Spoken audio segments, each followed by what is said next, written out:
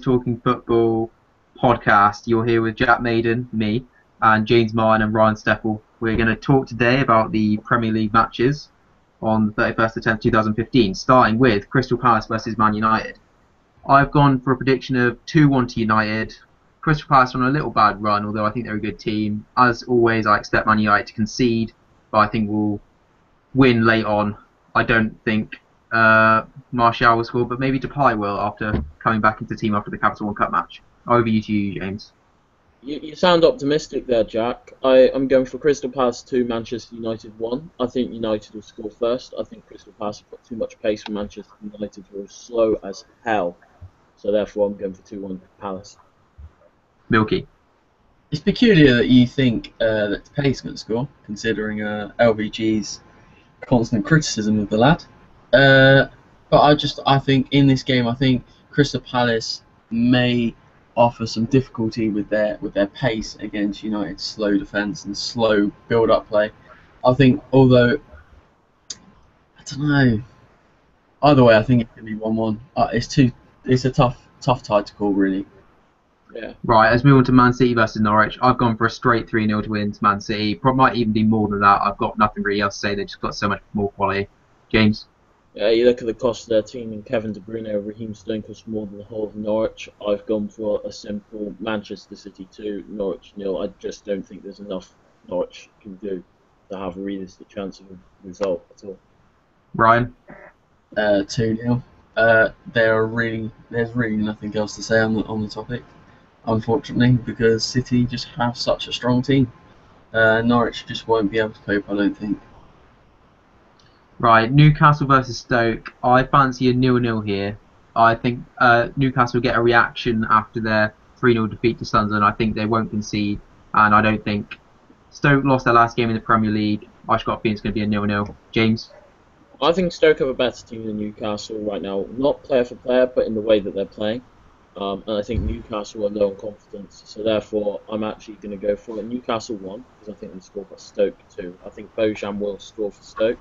I wouldn't go against your scoring. Newcastle do have quality, don't they? No, I still can't see it. Ryan? I think it'll be a 2-0 victory to not to Newcastle, to Stoke. Reason being that Newcastle of late have been diabolical. I think the 3-0 loss the other day is just a sign of absolute terror. You have got to remember, though, if I can just interject, that Colaccini was unfairly sent off, and they've had that appeal successfully gone through now. So maybe if they go down 10 men, they wouldn't have lost 3-0. Yeah, they were the better team in that match as well, other than the 3 goals. Well, goals win games, and they're not scoring them. Unless they're playing Norwich. And I just don't see Newcastle ever recovering this season. I think they're on a spiral. Do you think they're going to have to sack McLaren? I do. Though the thing is, I don't think it's exactly fair, because I don't think Newcastle have ever really had much. I think we should progress the talk on further, but I don't think he's really had that much to spend. They've spent more money over the last 5 years than 15 of the other Premier League teams. So, and they did buy a good striker, a good defender, but yeah, it's a bad transfer policy then, much like another team we know in the Premier League. Liverpool, that is, by the way. Right, let's go on to Swansea versus Arsenal. I've gone for a 1-1. I think defeats affect Arsenal, and even though players like Cazorla and Ozil didn't play in the Capital One Cup match, I think the injuries they suffered, specifically one to Walcott, will hurt them. Also, Swansea are back on the up after their win against Aston Villa, although I know Aston Villa are really poor. I fancy it to be a 1-1 draw. James? Swansea are a good side, and other than that Villa game, they've been on form recently, but I think they're about to find it. They've got Gylfi Sigurdsson, who's just qualified for the Euro 2016 with Iceland, which is as big as Wales qualifying for the same tournament.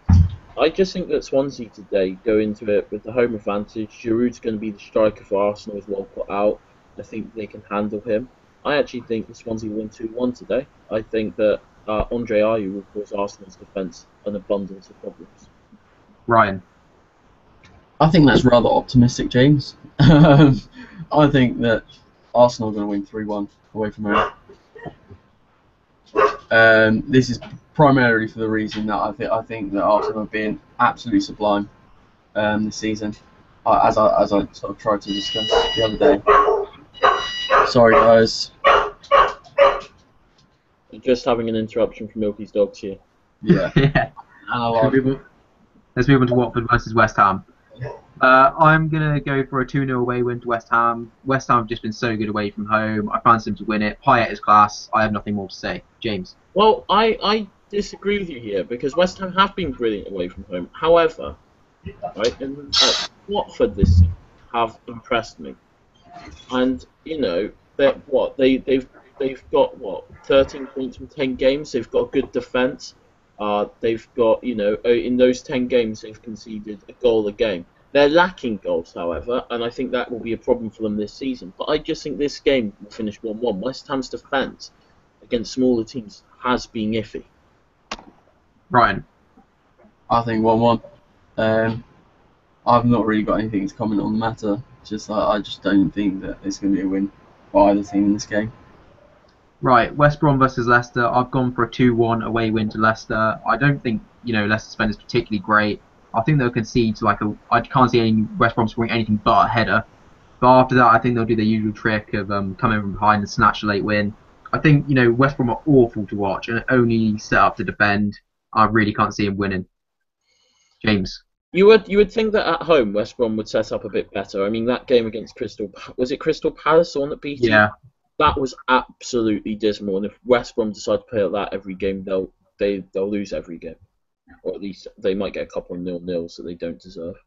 I'm going for West Brom 0, Leicester 3. I think Leicester have too much in attack. I don't think West Brom offer much going forward. There's a chance of West Brom goal. Berahino and Rondon are both capable, and I believe they're both available. But I just don't see it. I think Leicester have them in this game. Brian? I think it's going to be 1-1 in this game. I think West Brom have some good attacking options. Whilst Leicester and Claudio Ranieri's team have been absolutely amazing. Actually, gives a shout for him coming back to Chelsea. But regardless of that matter, I just think it's going to be 1-1. I think they're going to cancel each other out in this game. Right, let's move on to our special topic. Chelsea versus Liverpool kicks off today at 12:45. Now, before I ask for your predictions, I'm going to ask you 3 questions that I want your thoughts on. Do you think Jose Mourinho will be sacked if he loses this game, James? First of all, you missed the Sunday matches out, but fine. Go for them later. I think Jose Mourinho will... I think if he loses, his job is seriously on the line. I think... Just don't, obviously if it was any other manager, they'd have sacked him by now, and you know it. So, I mean, Scolari was 3rd, and they sacked him. Ancelotti finished 2nd, and they sacked him. So there's a case of saying, yeah, this game with this sort of because there's a kind of rivalry from 10 years ago as well here. And I believe that last time Mourinho got sacked, one of his last games was Liverpool, and I think it was a 1-1 draw with Fernando Torres scoring his first Liverpool goal. So it would be written for it to be his last, but then again, Chelsea would be stupid to sack him. So it's whether they've got common sense or not. Ryan, what are your thoughts? Well, this will probably be a prolonged response. It's not easy to say. The question sort of put forward is, can he afford to lose today? And I think he can, and I say that with such what's the word? I say it with a sort of disgust in a way, and I know disgust is a strange word to use, but have I ever gone into a game and said, even with Liverpool at home, and said, it's fine if we lose, and it's not, but in some cases it's this season has been shit after shit after shit. There's been a lack of optimism around the club.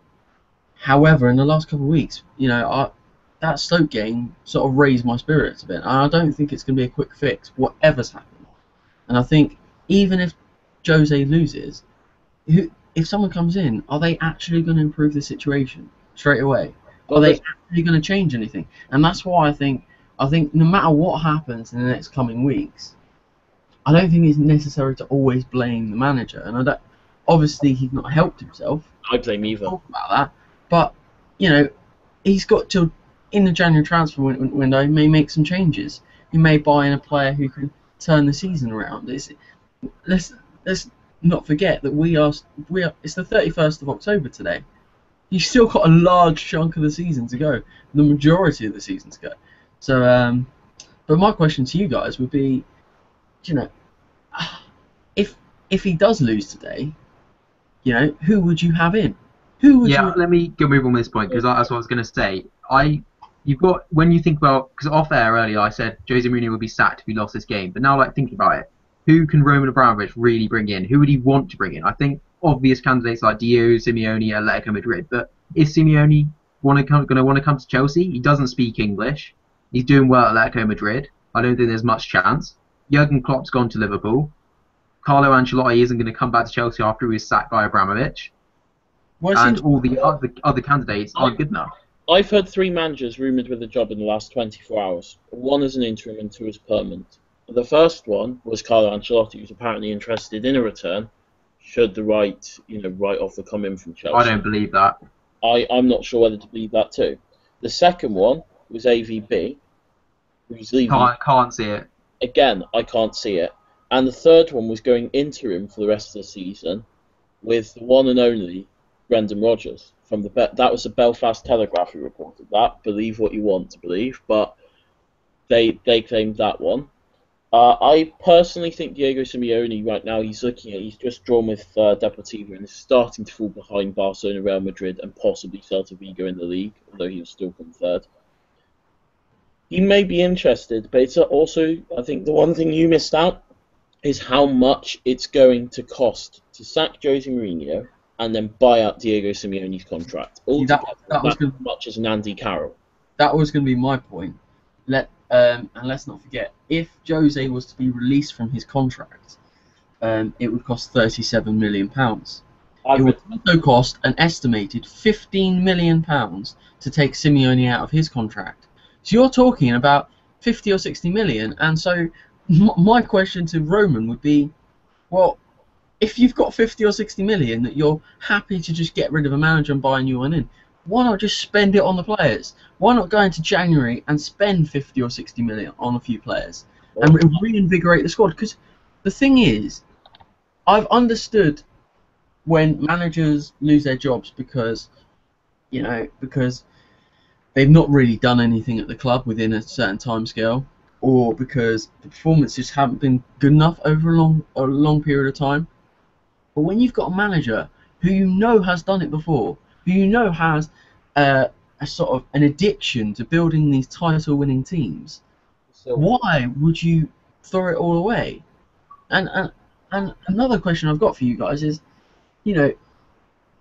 if Jose does lose his job, who is really to blame? Obviously, we'll talk about the issue of him being a complete dick in the media and to the medical team, and the assistant manager and him being sent to the stands the other week. However, have you ever seen such a catastrophic meltdown as you've got at Chelsea now?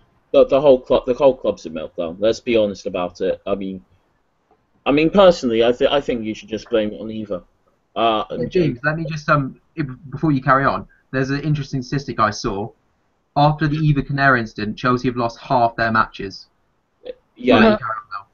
Jose Mourinho, I've also seen another statistic of presuming Chelsea don't win today, Jose Mourinho will have won 1 match in August, 1 match in September, and 1 match in October. So you'll be consistent, at least. At least you know there's a win coming every month. But no, I think at Chelsea, everybody at that club, from the owner all the way down to the fans, has to look at themselves. I mean, the fans obviously are less so, because there is some catastrophic meltdown. Ryan's right.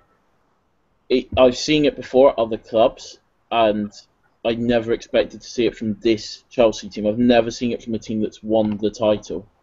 I mean, I think you look at, I mean, you judge your managers and your teams by one person, as far as I'm concerned, and that's Sir Alex Ferguson. And I think that Sir Alex Ferguson was probably the greatest manager ever. It's a big claim, I know, because you've got obviously the likes of Bill Shankly and the rest. I'm going for Bob However, Paisley. however, I think with Sir Alex Ferguson, his players knew that he would not lose his job because of them overreacting. Like I think there's been a tendency at Chelsea for players to not like the manager and be able to perform badly or not perform to their best and the manager to go on. And I think at some point the players need to take responsibility. And I think Jose highlighted that in that 7-minute rant after Southampton. And I think it was a valid point because I think if you look at the reign of Sir Alex Ferguson, no player would dare speak out against him.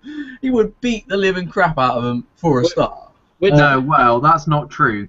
Players spoke out against him, but he got rid of them straight away. Like Yeah. the most obvious example of that is Roy Keane when he brought up the incident with his horse, which got him sent straight out the door. Didn't they But- release him straight away? Yeah, they did. Yeah, they released him straight away, and it was also after the incident where he was talking on MUTV, Man United's in-house like TV coverage of their match, and he criticised almost every single player on the pitch. Oh, wow. I mean, to be honest with you, when it comes down to the Alex Ferguson thing, I think one thing that Milky's missed out here is there was a point where Alex Ferguson was struggling early in his reign. It's completely different to the Jose Mourinho situation. But if we had started this maybe a month ago and Brendan Rodgers was still Liverpool manager, it could have been a case that was argued that Alex Ferguson did struggle for his first 3 years. Definitely. And then it basically turned around with, was it winning the FA Cup? The FA Cup win, yeah. Yeah. But So I think the rest is history. I think there's a difference because There Sir is- Alex Ferguson was with a team who weren't at their best, right? Let's be honest. Jose won the league with this team last year, all right? And I think he's had a tendency to. I think he's a rather trustful person. I think he puts a lot of trust and faith in his players. And I think this season, I think this will be the wake-up call for him because he will realise that he can never be like this again. Because this season he put his faith in the players, and come the start of the season they just weren't performing. Like you're talking about the players who've been like really consistent last season. You're talking about even players like Ivanovic and Terry and Cahill and I don't really like Cahill. Fabregas. Point and Fabregas and Costa and Hazard. What has happened to Hazard this is and all these players and like you'd expect it like 1 or 2 or maybe 3 or 4, but not the entire team. Well, and not that's all where at the once. downfall's been. And I think Jose, if he keeps his job, maybe not January, because I don't think he'd do it overall in January, but I think at the end of the season he would. I think he will realise that some of the players have really let him down. Because of rules Yeah. registration, he cannot do a complete overhaul in January because there's only so many changes you're allowed to make. Same with the Champions League if he gets Exactly. So Yeah, let me just. I think you've got to look back to the game against New York Red Bulls in the pre-season. That's where it started going wrong for Chelsea. I mean, losing 4-2 to that team was like they were full. They were playing their kids, and this is like a soccer team. Their first team shouldn't be beating Chelsea. Their second team shouldn't be beating Chelsea, but their reserves definitely shouldn't be beating Chelsea either. That's just like an unbelievable result. And like I was reading an article like another day ago that Mourinho hasn't talked about that. He still brings it up with the players, telling them he quote lost to a Mickey Mouse team. Yeah, I saw the article too. But then again, when you're talking about New York Red Bulls and you're talking about a friendly, most friendlies get wiped under the carpet. Like, we struggled to beat an Australian team in our friendlies, but I'm pretty sure that none of us care about that now. I'm pretty sure that surely none of Chelsea should care about New York Red Bulls. They also then went on in that pre-season and beat Barcelona on penalties. So I still think it'll be on Mourinho's mind, and also the fact that he decided to do something different pre-season and start it later and less intensive in an effort to make sure that Chelsea maintain their like high standard of fitness throughout the entire year instead of trailing off after December, and it failed. Also, Hmm? Spurs started even later than Chelsea, and they've actually, other than losing the first Premier League game, where I thought, oh, it's all going wrong, it's all been right. Yeah, but can I just get on that point? Yeah. You also got to take into account it's not just when they started it. I mean, I think Chelsea started it late anyway, but it's how intensive the fitness regime was. If Jose Mourinho decided he wanted his players to start to sort of start later and be sort of like get their fitness as the season goes on, which it seems like he has, their fitness regime may have been really like weak or not really intensive at all. And so now what you've ended up is like the players. I mean, I watched the Chelsea games at the start of the season. It looked like as if they weren't fit. It looked like, especially I watched some of the friendlies, looked like they weren't fit. And I was worried in the friendlies. Then it came to the first game of the season. I was like, where has our pace gone? Costa looked like he weighed about 200 stone. He was a lot bigger. Hazard looked slow. Everyone looked off the pace. And I think it says something when all the pundits and when everyone was noticing. So yeah. I think though also it's just the other thing that I noticed with Chelsea is everyone says about this fitness regime, but Spurs I guess started at the same time, but they've got a manager that wants you to close down everybody on the pitch, a bit like the whole Klopp thing. And I wonder whether Chelsea are more of a standoff team at times than Tottenham. And so Tottenham went into pre-season training and went in intensive running, intensive this, intensive that, because at the end of the day, Tottenham's tactic is sometimes to cover more ground than their opponent, whereas Chelsea are a bit less like that under Jose Mourinho. Is that a valid point? That may be, but all I'm saying is that the training regimes that the clubs do aren't generic. They're not all the same. So Liverpool will probably, in training, will be working on different things to what Chelsea are working on. So that's what I mean. So just because Tottenham and Chelsea started at the same time, that doesn't mean that they're at the same sort of intensive level. So I think just from my perception, Chelsea did look fairly unfit. Tottenham looked fitter at the start of the season, and they've gone from strength to strength. Chelsea haven't. So absolutely. Let's not move on too far, much more into the preseason thing. Before we move on to Liverpool, I did want to bring up the Ivar Carneiro incident though, because I think every football fan is like looking at that at the end of the game. I mean, I didn't see it live. You see the videos afterwards. Yeah. And as a non-Chelsea fan, your reaction is, what is he doing? Is there absolutely no need for it? And to continue that into the interview afterwards, I'm really interested to hear, like, as Ryan, I don't know if you watched it live, what was your reaction as a Chelsea fan to that? I mean, my simple explanation, and I guess support for Jose, is that he was fucking insane. Because, to put it politely, because I do not understand why a medic going onto the pitch to treat a player deserves such ferocious criticism and like ranting at a player. If I was her, I probably would have turned to Jose Mourinho and punched him in the face. So I don't know how she just walked past, but I have no words. I cannot. No matter what I do, I cannot support it because, like, I think within the Chelsea camp, Eva Canero is quite a popular figure anyway, and I think all the fans love Eva Canero. Like, she's been there a while and she's a well supported member of the medical team. And to see her treated like that, to see anyone treated like that would be a disgrace. But to see her treated like that was, I think, a sore moment for Chelsea Football Club. And rightly, they're going to get sued a fuckload of money, and she's going to win a court case against them, obviously. And good luck to her. Yeah. To be honest, from a perspective of a neutral on Chelsea's Eva Canero thing, that the actual on the pitch thing, I don't think was as bad as what happened afterwards. What happened afterwards was where the damage was done, because in the heat of the moment, anybody can have a go at their staff. Like Jose Mourinho can have a go at his staff, but he could have come out in the press conference and said, "I've seen it again. The referee waved him on. I'm sorry," and that would have solved the whole issue. I can understand being frustrated. You're 2-2 with Swansea. You've arguably in that match, arguably Chelsea were the better team. Especially, didn't they get a red card though? But they were the better team until the red card. And so it was frustrating for them. Anyway, as a match, they'd had that decision go against them. They felt maybe that they should have won. But yes, I can understand the reaction on the pitch. What I can't understand is the reaction off the pitch in the days and weeks that followed. I think it should have just been as simple as saying sorry and reinstating her to the bench because it just got stupid. Yeah, let me move on. Where was the public apology? Where was any kind of apology? I mean, like, he can't honestly think he was in the right, can he? No, I don't think it was that.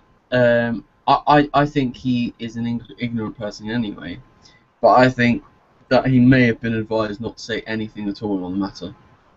Yeah, that would make sense, actually. I think he knew that a court case would be coming up, and to admit wrongdoing would be sort of incriminating, or not incriminating. He's not going to get to jail.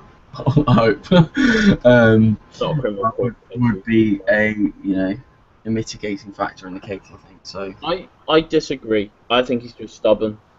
Because there were a couple of weeks where she was still at the club where he could have said sorry and reinstated to the bench, and it could have been all. But right? Again, we don't know what's happened inside the club. We are not there, so he may well have done apologised, but she, like, it was if I were her, and I would have that public embarrassment. No matter what anyone said to me, I would not accept an apology. But he may have tried.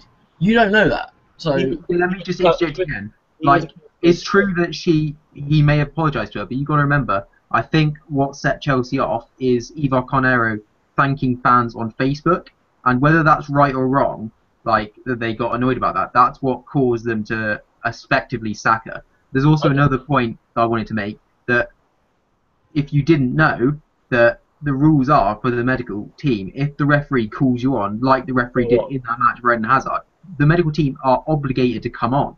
They have to. Yeah, I remember rules if they don't. I remember discussing this with my dad at the time of the actual match, and I said, well, you can only blame the referee, but you also got to blame Hazard for going down in 92 minutes in the 3 minutes of injury time, and just rolling around a bit. At that time, if you want to win the match, surely you should be getting up there and getting that free kick taken as quickly as possible, rather than getting medical staff on. He could have just got up. It wasn't that bad a tackle that you're going to roll around over it.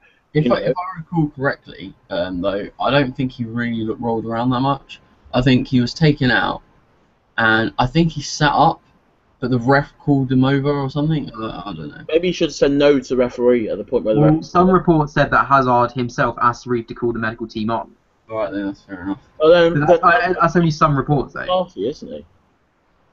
Yeah. But at the end of the day, the whole Eva Canary thing, I don't think there was any sort of apology to her, just based on how the kind of slightly spiteful, I want to find a message on Twitter, almost ignored the whole of the hierarchy of the club, in a way.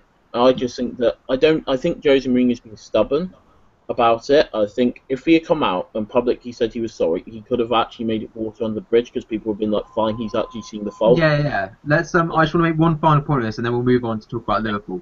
I just wanted to say that, like, as far as I see it, like, Eva Canero, she's worked her way through the ranks of Chelsea. She's been there for 6 years. Yeah. He comes in, he wins the league again, but then he's effectively destroyed her career in like one fell swoop. And Montreal Impact will take her because they've got Drogba. Yeah, well, I mean, like, I think he's absolutely out of order. I really do. Right, anyway, carrying on. My next question, what difference do you think Klopp has made to Liverpool, and what do you think he needs to do in order to make them a force again? James?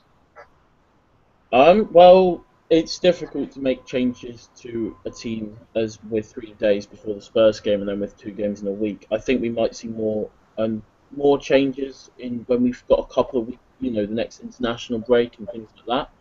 I think he's trying to enforce a more pressing game. I think you notice that.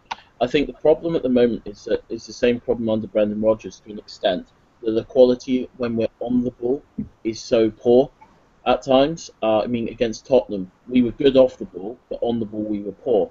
Against Southampton, I think we were good off the ball, but again on the ball we were quite poor. I think it's something. I think, to be honest, what he needs to do. There's a few things I can point out that Liverpool need. The first one is we need someone who can take a set piece, because James Milner and Jordan Henderson and Philip Coutinho, they can't take corners. They're useless at it. And then he needs to decide what is he going to do about Sturridge, because although I keep this opinion sometimes hidden, if you're going to be injured all the time for 2 seasons in a row, we can't depend on you, even if you're the best striker in the world. No, if Martial at United suddenly got injured for 2 years in a row, you'd be quite iffy about him, wouldn't you? So, Well, we had Sahar. yeah, exactly. But they're good. These players. So Sahar was a good striker, but you couldn't ever depend on him because you didn't know if he'd be fit the next match. And I think we need to resolve there. He's been unlucky with injuries. Let's give him that. He got his first win against Bournemouth, as I said on the results podcasting that I did after the match. I actually think it was a poor performance by Liverpool. I think, if we can't say it was a good performance, Liverpool had so much of the ball and created so little clear-cut chances, and Bournemouth had a shot in the last minute that, if Bogdan hadn't been equal to the save, we'd have dominated the game for 90 minutes and possibly gone like Chelsea against Stoke. I think in the long term, though, we're going to see a more pressing team, a team with a bit more pace going forwards. I think he needs to buy some wingers in. That's the main thing. Wingers and a set piece taker. And if Henderson isn't a capable leader, a captain. Right, let's move on to hear from you, Milky. Okay. See, I agree with some of the points raised by James, but I'll be honest, and I'll be brutally honest here. I actually think that Liverpool haven't got a good squad. I think Klopp has come in to a really difficult challenge. I do like the pressing game that he's installed thus far. However, the chance creation is still poor. I think the ability to create chances for your strikers is paramount to winning games, and it's not happening, sadly. Obviously, it doesn't help when most of your strikers are now out. I think it doesn't help when you haven't got wingers, because wingers tend to cross the ball, and you've got Benteke in the team, who really his best part of his game is in the air. He is lethal in the air. I think he needs to do a complete overhaul. I think it offers an opportunity. The fact he's come in with 8 games or 9 games into season, I think provides him with an opportunity to to have the rest of the season with very little pressure. I think it gives him a chance to just assess who is good enough and who's not, who works in the system and who doesn't, and then make the changes in the summer transfer window. I wouldn't do it in January, I'd do it in the summer. Yeah. And I think that way Liverpool will be prepared and ready next year. Like, if you remember the transfer window before the summer transfer window before last, when Chelsea signed Costa and Fabregas, it was done early. It was done literally straight away. That's what Liverpool need to do. They need to get all their transfers done as soon as possible. Complete clear out of the players I think Lovren.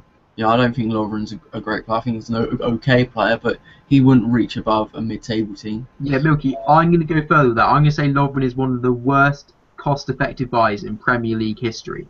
Yeah. He's got to be. You paid almost 30 million for him. Andy Carroll. Yeah, and Andy Carroll's up there too. Yeah, 20. Andy Carroll's top. Yeah, Lovren was 20 million.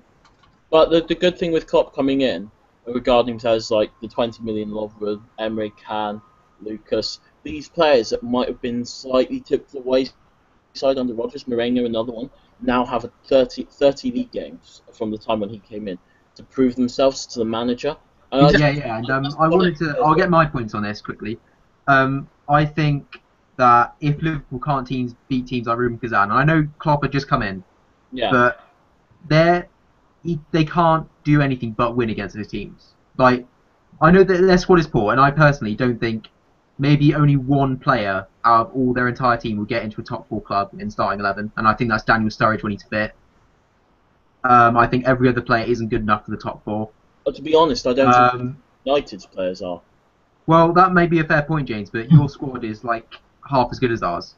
It's And that's let me just add to the squad thing. I've got the Liverpool's first team squad as of 17th of September 2015 on Wikipedia. I think Nathaniel Klein's a good player. I think Jose Enrique is shit. Colo Torre is shit. Dejan Lovren is shit. Milner's average, so average. Benteke, again, I think is not like I don't think he's top four or title winning quality. Coutinho is so inconsistent, it's ridiculous. Firmino, I haven't really seen much of. Joe Gomez is young, so you can't really rate him at the moment. Jordan Henderson is a good player, very good player. But he seems a bit. He doesn't. I mean, I think he's like one of your like silent players who does the work behind the scenes. Yeah. Daniel, and the list just goes on.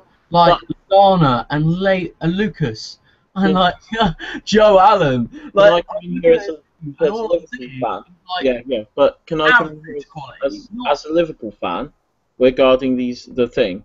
I say you say Daniel Sturridge when he's fit. I also think over the time of this season, you'll come to realise that Saka is also a fairly top player as a defender. right. Okay, James. Sorry, we'll run out of time, so I have to carry on now. Let's get to our predictions. Just bear in mind that the teams are coming out in 2 minutes back. Okay, so let's get to our predictions then. I'm going to go first. I'm going to go for a 1-1 draw. I fancy both teams to set out not to lose. I think Chelsea's squad is like a million times better than Liverpool's, but I think they're going to be low on confidence. And I think Liverpool, I think they're probably going to score a header through Benteke. I don't think Cahill's in any good form. I don't think John Terry's in good form. And I think Benteke will get past them and score a header. I probably think Costa will equalise. Right, James? Well, I mean, the team comes out in a minute, and when it comes out, we'll find out whether Zuma's playing as well. So, and I think if Zuma's playing, it's much more difficult for Benteke regarding a header. Now, when Klopp came in, he said turn from doubter to believer. So, under that theory, I would say I would also go for 1-1. My head says that Chelsea will win this game. I don't think Chelsea squad is amazing. It's better, but I don't think Liverpool squad is as bad as you make it out to be. I just think these are two teams on piss poor confidence, and the teams have been confirmed, so I'll give you that in just a second. Two teams on piss poor confidence also. So I just think it's going to be a piss poor game. 1-0 Chelsea, home advantage will play. Benteke isn't starting as well. Firmino is starting as a striker. Right. Okay, before we hear the rest of the team, let's Milky have a go. Well, I'd kind of like to know what the lineups are. Okay, I'll give you Liverpool's, because that's the one I've got in front of me, and then I'll see if Chelsea's is there. The Liverpool's is Mingale in goal, Klein, Skirtle, Sacco, Moreno in defence, Lucas, Can and Milner in the middle, Lallana and Coutinho behind Firmino as a striker. Who have you got on the bench? And Bogdan, Lovren, Benteke, Allen, Ibe, Teixeira and Randall are all on the bench. Look, the sound of that bench, Jesus. That's incredible. Randall's Your prediction, Milky? I've got Chelsea's team as well. Okay, let's hear the Chelsea lineup. I've not got the bench, but I'll give you the first team. Begovic, Zuma, Cahill, Terry, Dave, Mikel, Ramirez, Willian, Oscar, Hazard, Costa. See, when I hear that team now, there's only one result I can go for, and I will put it down as a Chelsea 2-0 win. I think Chelsea have been low on confidence, but I think the last couple of games may fill the team with a bit of optimism and may have actually increased confidence, because I think our recent performances have improved. I think you've helped yourself by putting Mikel and Ramirez in central midfield. I think that will genuinely help them. I think Fabregas is completely off form. He's not in the team today. Presumably he's on the bench. Well, he can't play in that defensive two. He's not strong. Exactly. And Oscar hasn't played that much this season, and Oscar's a very good player. He can play behind the striker, and he's probably on the bench that he can come on. I think he also had an injury, if I recollect. I've just got a few stats here. On average, Chelsea scored 1.5 goals a game this season, so it looks like that's not really great. 20% of our goals have come from own goals, so watch out, Skirt or Sacco, whoever's playing. And Chelsea have drawn their last 3 games against Liverpool in all competitions. So I think this is a tough one to call, but I do think that Chelsea are on the up, and I think that Jose will need a win today. And I've just got hope. I've got hope that the players do him justice. And so Liverpool have scored 0.9 goals a game this season, so you've got nothing to worry about. Right, let's wrap it up there. So thank you. You've been listening to the Sometimes Run Always Football predictions, and we'll leave it there. Right, Well, goodbye.